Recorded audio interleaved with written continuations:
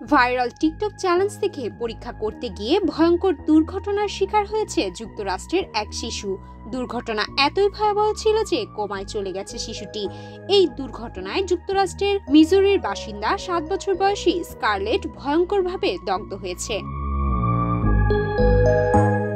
Scarlet টিকটকে viral হওয়া একটি ভিডিও দেখে অনুপ্রাণিত হয়ে একটি স্ট্রেচ টয় নিডো দিয়ে পরীক্ষা করতে শুরু করে। ভাইরাল ওই ভিডিওতে দেখানো হয়েছিল যে এই খেলনাটি ফ্রিজে জমিয়ে মাইক্রো ওভেনে গরম করলে এটি আবার নরম হয়ে যায়। তাই পরীক্ষা করতে স্কারলেট তার বাবা মায়ের অজান্তে এক রাতে নিডোর কিউবটি ফ্রিজে রাখে। পরদিন সকালে সেটি বের করে দেখে এটি শক্ত হয়ে গেছে। পরে টিকটকে দেখানো ভিডিও অনুযায়ী সে খেলনাটি মাইক্রো ওভেনে গরম করতে গিয়ে ভয়াবহ দুর্ঘটনার শিকার হয়। তার বাবা জানান, পরীক্ষাটি করার জন্য আগের দিন রাতে সে একটি নিডো কিউব ডিপ ফ্রিজে রাখে।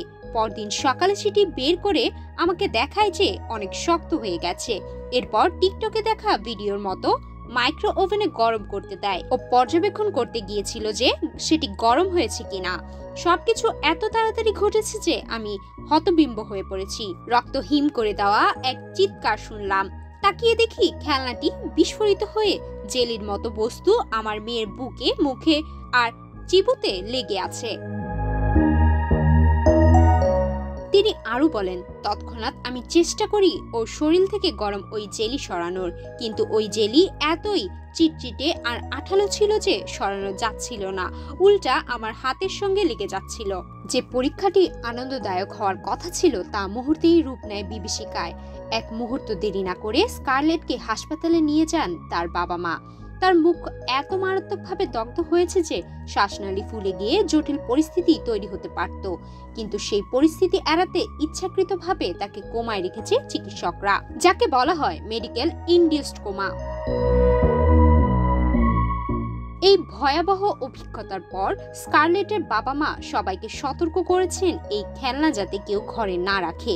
স্কারলেটের বাবা বলেন, এই খেলনার ভেতরের তরল আঠার মতো কাজ করে। একবার যদি এটি কারো ত্বকের সঙ্গে লেগে যায় তাহলে সরানো প্রায় অসম্ভব। তবে এখন পর্যন্ত খেলনাটির প্রস্তুতকারক প্রতিষ্ঠান সিলিং টয় এই ঘটনার বিষয়ে কোনো মন্তব্য করেননি। তবে তাদের ওয়েবসাইটে সতর্কীকরণ বার্তা দিয়েছে। তারা লিখেছেন, এই খেলনা কখনো গরম ফ্রিজে ঠান্ডা বা মাইক্রোওয়েভে গরম করা উচিত নয়, তাহলে বিপদ হতে পারে। সুমাইয়া মিতু, বাংলাদেশ প্রতিদিন।